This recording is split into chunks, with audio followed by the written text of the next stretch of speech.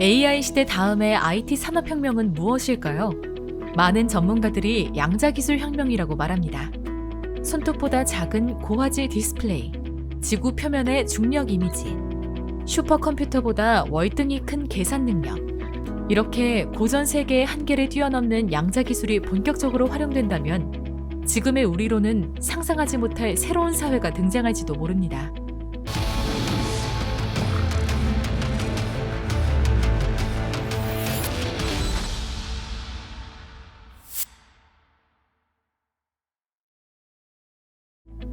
양자 컴퓨터의 큐비트가 많으면 많을수록 더 많은 정보량을 처리할 수 있습니다.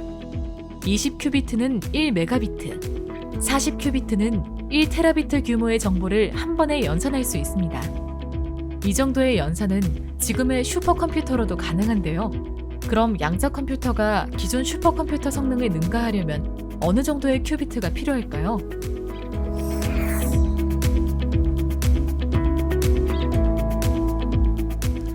슈퍼컴퓨터를 능가하는 계산 능력을 갖기 위해서는 보통 60큐비트가 필요합니다. 60큐비트 정도가 되면 엑사비트의 정보를 한 번에 연산할 수 있게 됩니다.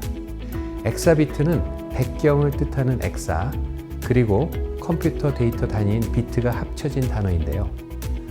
테라바이트를 담을 수 있는 디스크 10만 개가 있고 거기에 담긴 정보를 한 번의 연산으로 처리할 수 있다고 보면 됩니다. 이것을 양자 우월성이라고 합니다. 그동안 양자 컴퓨팅 기술은 IBM이 리드하고 있었습니다.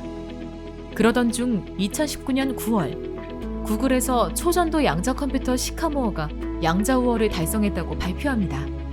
양자 컴퓨팅 역사에 있어서 주목할 만한 성과를 이룬 것이죠. 구글의 시카모어는 53큐비트로 퀀텀 랜덤 워크라는 특수한 유형의 문제에서 양자 우월성을 달성했습니다. 슈퍼컴퓨터로는 만년의 시간이 걸리는 문제인데요. 단 200초 만에 계산했습니다. 그렇지만 시카모어가 완전히 양자 우월성을 달성했다고 보기에는 어렵습니다. 오직 한 가지 문제에서 양자 우월성을 보였기 때문이죠. 이후에도 중국 연구팀의 76광자, 캐나다 제너두사 보레알리스의 216큐모드 등 양자 우월성의 역사는 계속 경신되고 있습니다. 사실 양자 우월성이 궁극적 목표는 아닙니다. 아주 특수한 문제를 푸는 것보다 다양한 문제를 풀 수 있는지 그 여부가 더욱 중요합니다. 진정한 양자 우월성을 달성하기까지에는 조금 더 시간이 걸릴 것 같습니다.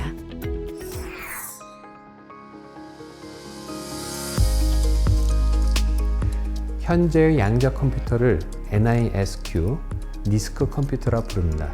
Noisy Intermediate Scale, 퀀텀의 약자인데요.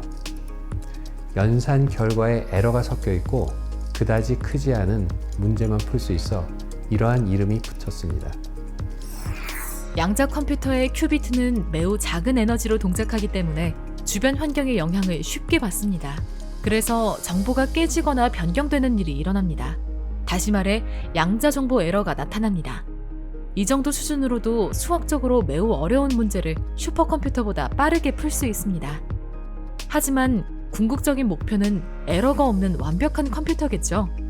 양자 에러를 고칠 수 있는 기술을 양자 에러 정정이라고 합니다. 양자 정보는 큐비트 수에 따라 기하급수적으로 커집니다. 그에 따라 양자 에러도 구조적으로 매우 복잡해집니다. 양자 에러를 찾아 고치려면 한 큐비트의 정보가 여러 큐비트에 중복 기록되어 있어야 합니다. 여러 개의 물리적 큐비트에 에러 정정 코딩을 하면 에러가 없는 논리적 큐비트가 구성됩니다.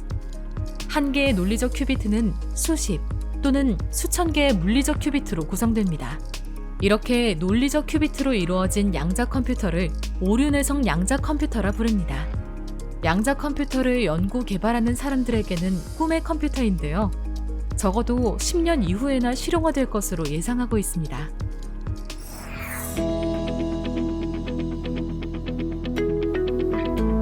고전 역학인 뉴턴 역학, 사과가 중력의 영향으로 땅바닥에 떨어지는 현상은 누구나 잘 이해를 할 수 있습니다. 고전 역학을 전문가 수준으로 깊게 공부하지 않아도 중력에 대해 의문을 품는 사람은 없을 것입니다. 우리는 고전 역학을 여러 경험과 해석을 통해 받아들이니까요. 그렇다면 양자 정보 기술은 어떨까요? 양자 기술은 세계의 천재 과학자 아인슈타인도 명확히 이해하지 못한 학문입니다. 심지어 물리학자들도 잘못된 해석을 할 때가 많습니다.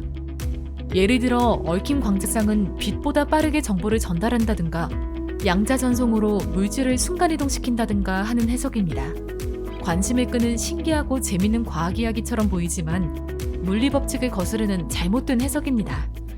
우리가 경험 끝에 중력을 받아들인 것처럼 양자 물리도 우리가 경험할 수 있다면 이해하기 쉬울 텐데요. 우리가 미시세계에서 살지 않는 이상은 경험하기 어렵습니다.